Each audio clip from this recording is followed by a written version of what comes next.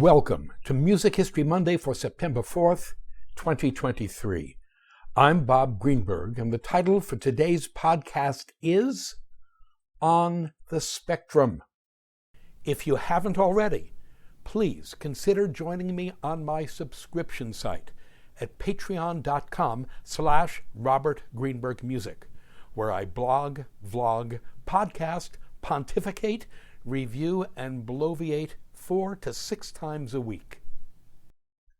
We mark the birth, on September 4th, 1824, 199 years ago today, of the composer and organist Josef Anton Bruckner in the Austrian village of Ansfelden, which today is a suburb of the city of Linz. He died in the Austrian capital of Vienna on October 11th, 1896, at the age of 72. It was Gustav Mahler, 1860 to 1911, who famously said that Bruckner was, quote, half simpleton, half God, unquote.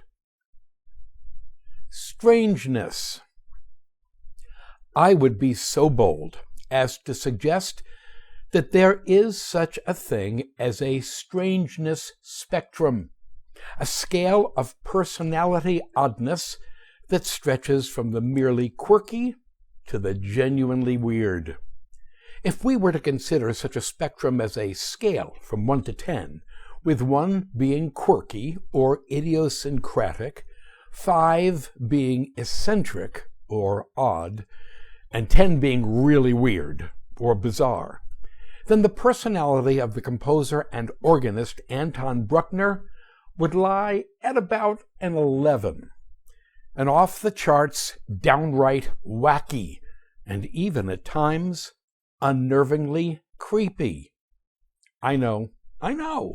Many of you are probably thinking something on the lines of, so what? He was a professional composer.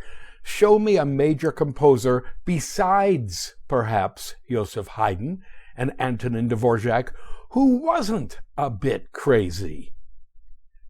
True that. But even by the standards of professional composers, Bruckner was in a class by himself, perhaps the strangest and most unlikely person to ever become a high-end professional composer. Attempting to reconcile this genuinely bizarre country bumpkin with the complex, sprawling, often magnificent symphonic and religious music he composed remains a challenge. Brief biography. He was born in the Austrian town of Ansfelden near Linz. His father was the town's schoolmaster and the church organist, and it was at the local Catholic church that Bruckner heard his first music, sang as a choir boy, and learned to play the violin and organ. The church was Bruckner's refuge and solace for the entirety of his life. He was as devout a man as we will ever find outside a monastery or a foxhole. He believed completely that everything he did should honor God. Late in his life, he told Gustav Mahler, quote, "Yes, my dear, now I have to work very hard so that at least my 10th symphony will be finished. Otherwise, I will not pass before God, before whom I shall soon stand. He will say, 'Why else have I given you talent, you son of a bitch? Then you should sing my praise and glory. But you have accomplished much too little,'" unquote. Yeah, we can only hope that God deemed Bruckner's 9 symphonies as being adequate, because he died before completing his 10th. Bruckner's statement to Mahler, made in all seriousness, reveals what was a pathological inferiority complex. As a student teacher between the ages of 17 and 19, he was constantly and mercilessly humiliated by his boss, one Franz Fuchs, a teacher at the Windhag school in the Austrian town of Windhag. But Bruckner never complained or rebelled. Rather, characteristically, He submitted to any and all abuse without a whimper. So convinced was he of his own inferiority. Everyone who knew him said the same thing, that he was a classic country bumpkin, naive, simple, overly trusting, and deferential. According to his biographer Derek Watson, Bruckner was, quote, humble, straightforward, uncomplicated, unpretentious, and unsophisticated. He was warm-hearted and childlike, though his proverbial naivete should not be confused with a lack of intelligence. His rural background was evident throughout his life.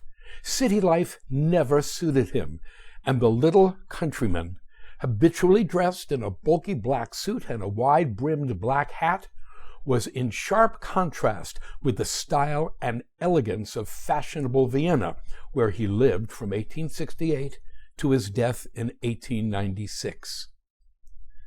Bruckner was pious to a fault. Raised in the Catholic Church, Bruckner followed to a T the Church's proscription against sexual relations not sanctified by marriage. Since he never married, well, we can do that math. However, we should note that Bruckner never stopped trying to find Ms. Right, and until his death he was known for stopping attractive young women on the street, women half his age and younger, and out of the blue, proposing marriage. This would get him tossed in the Hooskow today for harassment, but at the time it simply added to the hilarity surrounding Bruckner's reputation. In 1845, at the age of 21, Bruckner settled into the quiet life, like his father before him, of a provincial school teacher and organist. With nothing else to do in his spare time, he took correspondence courses. Among them was a correspondence course in harmony and counterpoint with Simon Sechter, 1788 to 1867, who was a professor at the Vienna Conservatory. Bruckner, who as a child had practiced the organ up to 12 hours a day, often worked 7 hours a day on the exercises sent to him. Sechter, a famously hard taskmaster, was taken aback by Bruckner's fanatical dedication to his correspondence course. One day, Sechter received from Bruckner 17 music manuscript books crammed with exercises, prompting Sechter to write Bruckner a letter in which he told him that he was endangering his mental and physical health by driving himself so hard. Anton Bruckner would likely have spent the rest of his life a correspondence course junkie, living and working in complete obscurity, if not for his epiphany, the eureka moment he experienced in 1853 during his 39th year. That's when he heard a performance of Richard Wagner's Tannhäuser in Linz. Bruckner was doubly blown away, not just by Tannhäuser itself, but by the realization that what made Tannhäuser great was that it broke so many of the rules of harmony and counterpoint he had so carefully studied and mastered. From that moment in 1863, Bruckner embraced Wagner's music with a mania that changed his life. Convinced that it was his mission in life to become the Wagner of the symphony hall, he composed a symphony in C minor in 1866. Once he composed his next symphony, this C minor symphony became his Symphony No. 1. The C minor symphony received its premiere in Linz in 1868, a year that saw Bruckner's life change overnight. Here's what happened. In early 1867, soon after completing his Symphony No. 1 in C minor, Bruckner suffered a complete mental collapse. According to biographer Derek Watson, it was brought on by, quote, a combination of overwork, fears for the future, anxieties about gaining recognition as an artist, and frustrated attempts at love," unquote.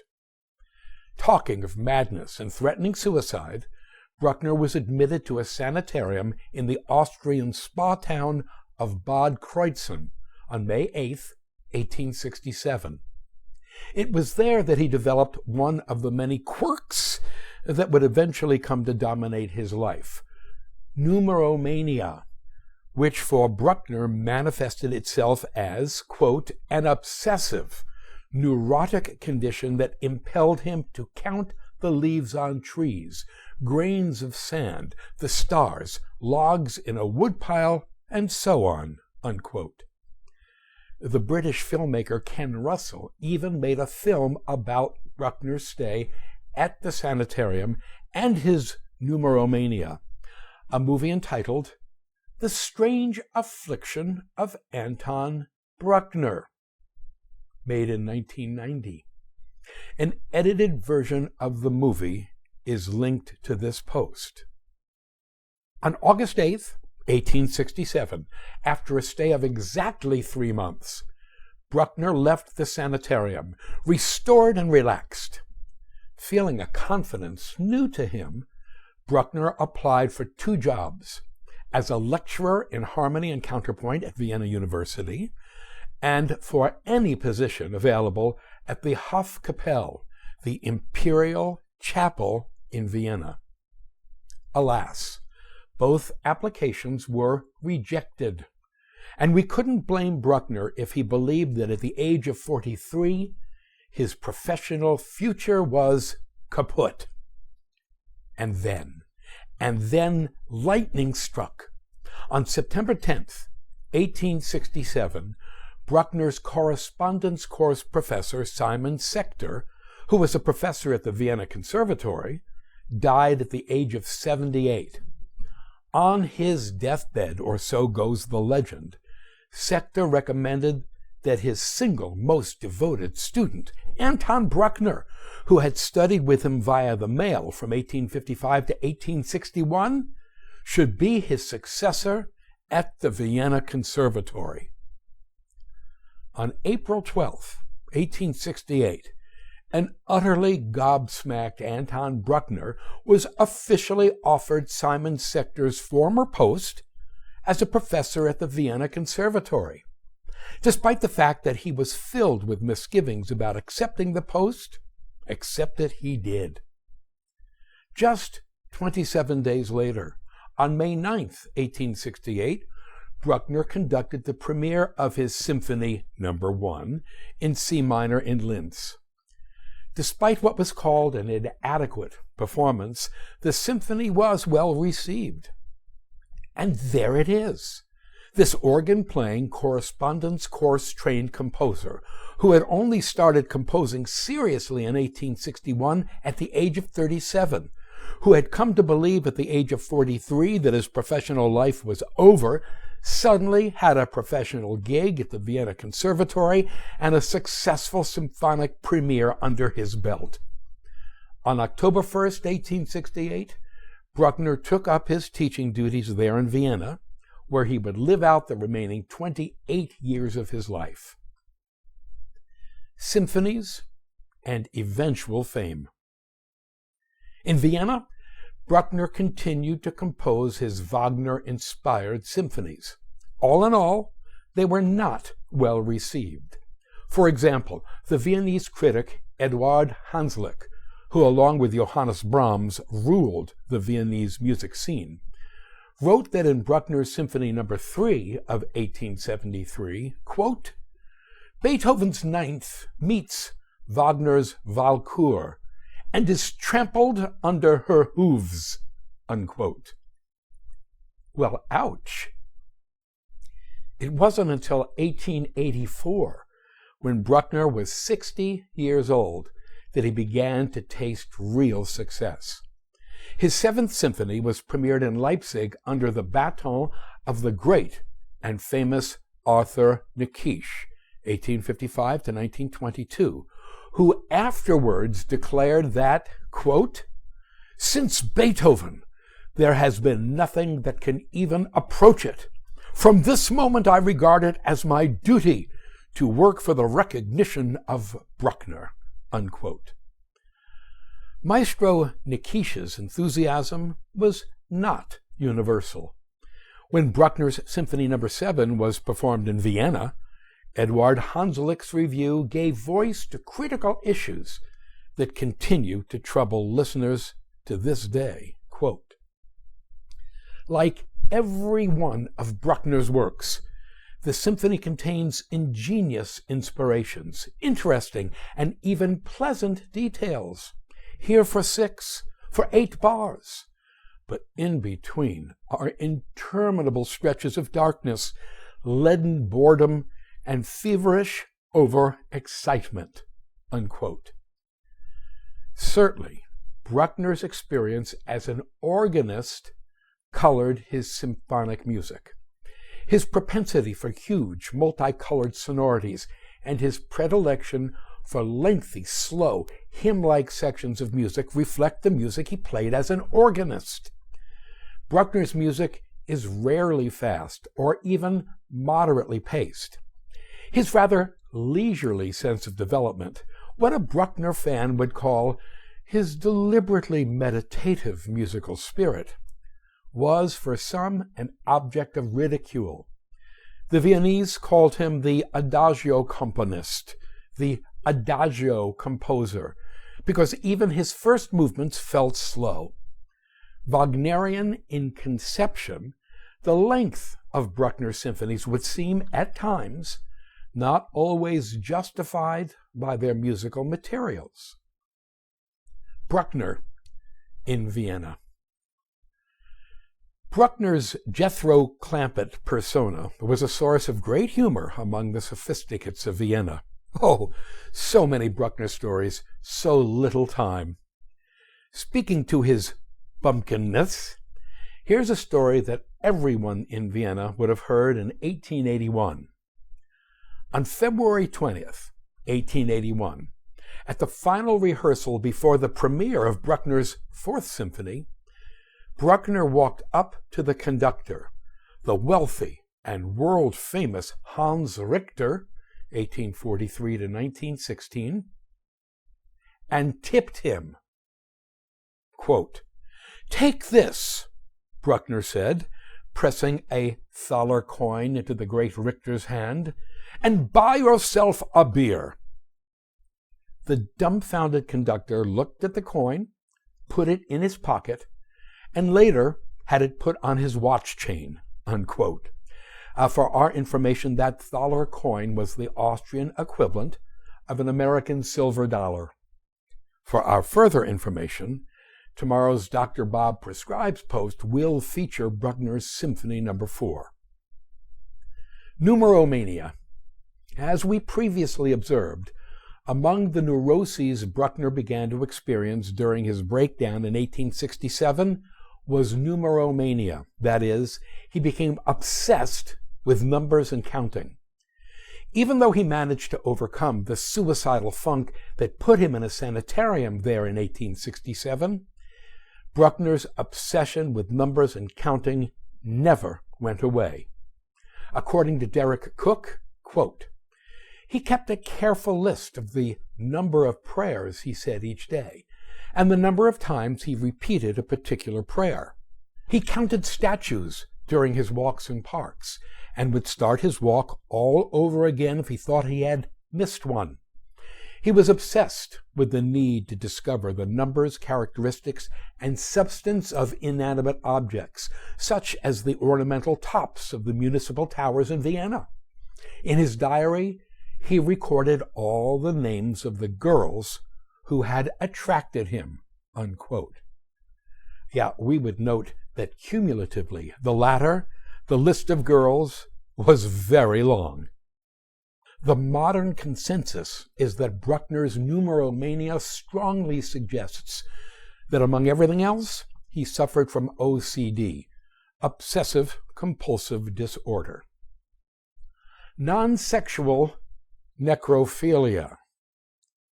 Anton Bruckner had a fascination, a fetish, really, for dead bodies, a fetish that to my mind was simply not healthy. That is my decidedly non-professional, non-clinical determination. After having described this fetish, we'll see if you agree with me. Bruckner's mania for dead bodies made him a first-class ambulance chaser.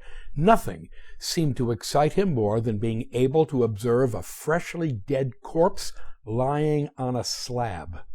In 1881, after a disastrous theater fire in Vienna, Bruckner hurried to the mortuary in order to examine firsthand the charred bodies of the victims.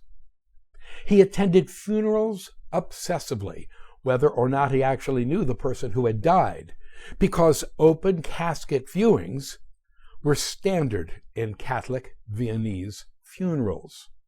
Even more, Bruckner would seem to have hardly ever missed any of the public dissections of cadavers that were all the rage in 19th century Vienna, as they were across Europe at the time. When Bruckner's mother died in November of 1860, he had her corpse photographed on her deathbed. He hauled this framed photo around with him for the rest of his life, hanging it in his various teaching rooms, where he could contemplate it for hours on end during his workday. Observes the pianist and musicologist Dr. George Predotta, quote, "He," meaning Bruckner, "did not have a single image of his mother when she was alive. Just the eyes of the dead woman staring at him and his students," unquote.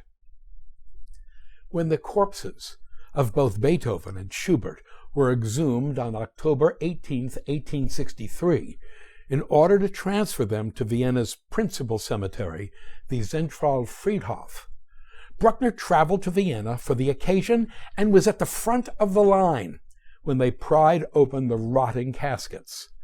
According to eyewitnesses, Bruckner, quote, "fingered and kissed the skulls of both composers," unquote. In the case of Beethoven's skull, we can only wonder which piece Bruckner kissed, as the skull had been cut into 9 pieces during Beethoven's autopsy back on March 27, 1827, an autopsy conducted the day after his death on March 26th. During his examination of Beethoven's corpse, Bruckner momentarily managed to lose his pince-nez glasses in his excitement, when they fell into Beethoven's casket and got lost among his bones. The stories go on. Bruckner requested permission to see the skull of a dead cousin, though for whatever reason that request was refused. After the assassination of the Austrian Habsburg-born Emperor Maximilian I in Mexico in 1867, the corpse was shipped home to Vienna. For a deadhead like Bruckner, it was an occasion that could not be missed, and he anxiously wrote his friend Rudolf Wienwurm, quote, "At all costs, I want to see the body of Maximilian. Please send someone trustworthy to the palace, or even better, make enquiries at the office of the Oberhofmeister whether it will be possible to view Maximilian's body in an open coffin or under glass. Then please inform me by telegram so that I do not come too late. I ask you most urgently for this information," unquote. We don't know if Bruckner was successful in his attempt to view Maximilian's corpse, but we can in a photo owned by the Metropolitan Museum of Art. Bruckner left detailed instructions for his own post-mortem treatment. He was to be embalmed using formalin by the Austrian pathologist Professor Richard Paltolf, 1858 to 1924, and then his corpse was to be displayed in Vienna for 5 days. Afterward, his body was to be transported to Linz and then buried under his favorite organ at St. Florian Monastery Church of the Lateran Rule. Conclusion. Music critic Tom Service sums things up for us. Quote, Anton Bruckner was a credulous yokel who propositioned girls half his age, a death-obsessed ghoul who kept a photo of his mother's corpse, a cranky, backwards-looking obsessive, and the composer of some of the 19th century's greatest, grandest, and most ambitious symphonies, unquote.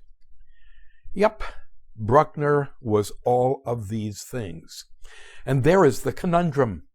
Where did Bruckner's often extraordinary music actually come from? It is a question we'll attempt to answer in tomorrow's Dr. Bob Prescribes post. Thank you. To sample and download one or all of my many courses on subjects musical produced by the Great Courses / The Teaching Company, please visit my website at robertgreenbergmusic.com.